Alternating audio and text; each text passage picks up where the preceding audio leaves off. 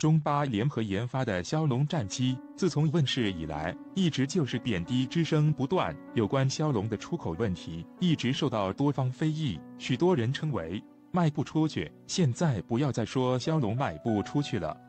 已经悄然交付缅甸。根据最新消息，2018年10月，第一批枭龙战机可能为6架，已经成功交付给缅甸空军。与此同时，非洲客户尼日利亚正在苦等之中，预计也将很快进。这个情况是在此之前的数天之内，还有人传说缅甸取消了枭龙战机的进口合同。谁也没有想到，言论刚刚传出几天就发生了完全改变，一不留神，枭龙战机已经悄然交付缅甸，总算让外销工作开始了。关于枭龙外销的非议一直不断，许多人总喜欢制造所谓没人要的消息。其实枭龙自从问世之后，受到许多客户的关注，其中之一缅甸。有关缅甸采购枭龙的消息几年前就传出来了，只不过在某些人的不断质疑之下，这是成了悬而未决的事了。如今算以事实打破取消采购传说了。长期以来，巴基斯坦空军为枭龙的唯一用户，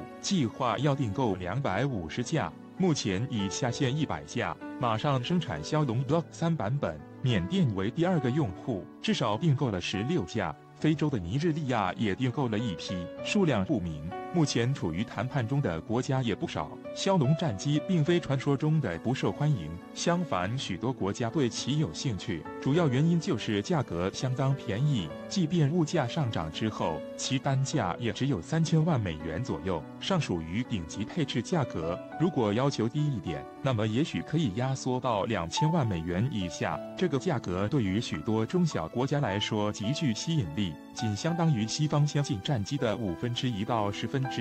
皇上皇大鸭脚大鸡腿，美味坚果来一发，尽在健康夏威夷果。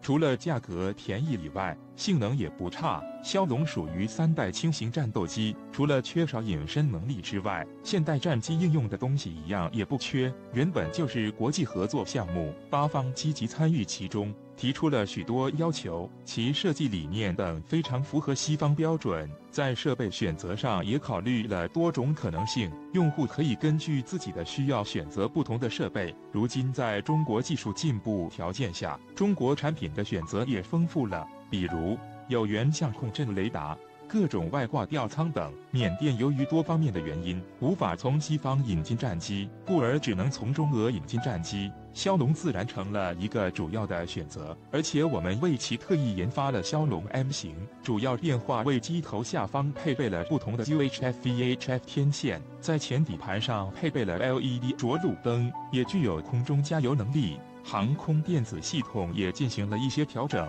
这仅仅是第一批交付，未来会有更多的枭龙交付缅甸，也不排除缅甸追加订购的可能性，毕竟其需求不小。按以前的报道，缅甸希望引进生产许可证，以便在国内进行组装，那么后继的订购也不会小了。目前在国际市场上，性价比极高的战机也就是枭龙了。除了缅甸和尼日利亚之外，许多国家都有可能引进这款战机，进一步扩大国际市场已成必然了。作者署名：浴火。出鞘完整内容请关注新浪军事官方微信抢先查看。查看详情请搜索微信公众号 Dynamo News。出鞘每天在新浪军事官方微信完整首发。2018年第12届珠海航展的脚步越来越近。日前，一份提前披露的珠海航展军民用参展机型名单在网络流传。虽然这一名单还没有正式确认，但很大概率会是真的。军迷期盼已久的歼负20似乎不再提列，但一种全新型号的无人机却将现身航展，那就是首次披露的攻击负2型无人机。在这份名单中，包括了中国空军、中国航空工业集团等单位的参展机型。在中国空军参展名单里，包括了运负20、空负6K、歼负10B、直赴10K 等上一届参展的明星机型。但上一次低空通场惊艳1分钟的歼负20却不在名单上，运负12D 伞兵教练机则是首次参展。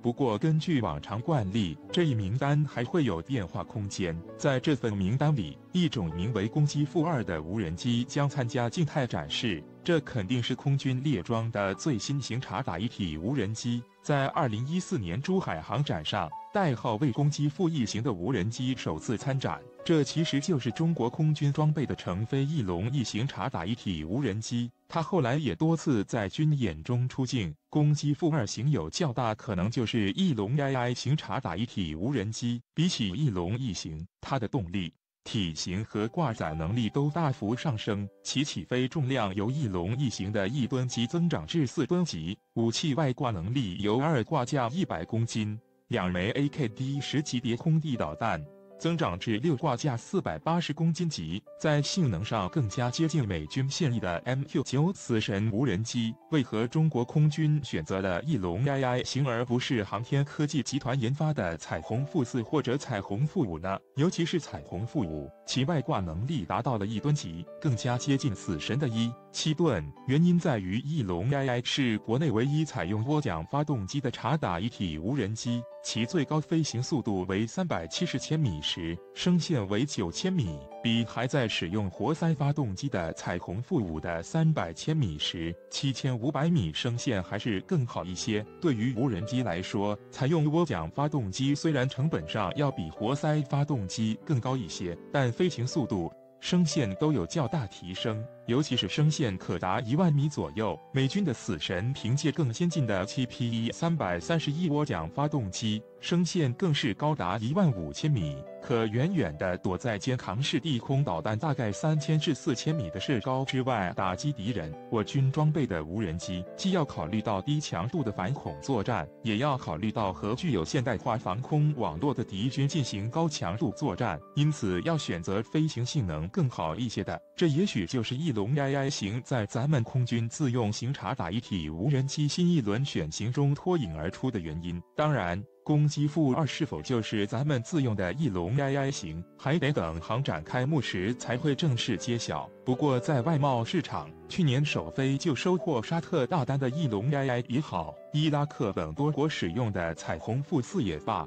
表现都是很出色的。作者署名：跟乌龙长姿势。出鞘完整内容请关注新浪军事官方微信抢先查看，查看详情请搜索微信公众号 Dynamo News。 出鞘每天在新浪军事官方微信完整首发。近日网络出现某地中学运动视频，这个视频之中中国空军歼负20隐身战斗机意外出境，引发人群阵阵欢呼。最让人感觉惊喜莫过于地面中学生居然能够准确叫出歼负20这个编号，显示歼负20作为国之重器已经深入烙在国人的心中。从视频之中粤语口音不难确定，这个中学应该在广东省。广东属于南部战区，歼负20似乎还没有列装进南部战区部队。2018年珠海航展即将在11月6号在广东珠海开幕，所以推测歼负20应该是飞赴南部战区空军某基地参加2018年珠海航展，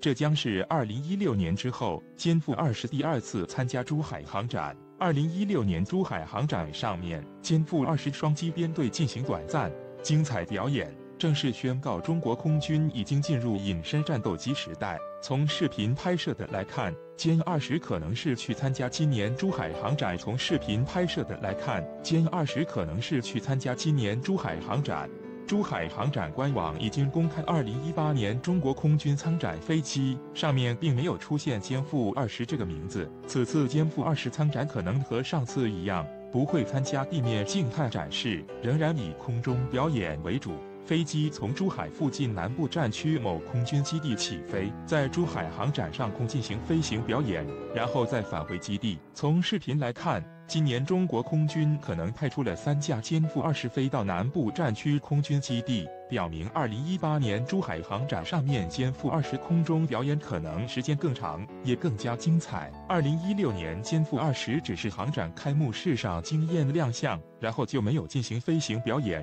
这个可以理解。当时歼负20刚刚列装部队，飞行员对于飞机还在熟悉之中，考虑到保密、风险等方面因素，自然不会让歼负20过多亮相。经过2年艰苦训练，歼负20已经列装作战部队，形成作战能力，还参加空军一系列对抗演习。飞行员对于飞机已经非常熟悉，这样在今年珠海航展上面，年歼负20可能进行更多飞行表演，除了编队表演之外，还有可能进行单机飞行表演。飞机似乎放下降落架，正在降落；飞机似乎放下降落架，正在降落。歼负20在航展上面进行表演，可以让人民群众更加直观中国空军强大作战能力。国产作战飞机技术进步，对于潜在之敌也是一个有效威慑。毕竟用文字来描述4代隐身战斗机如何先进，让群众难以有一个清晰认识。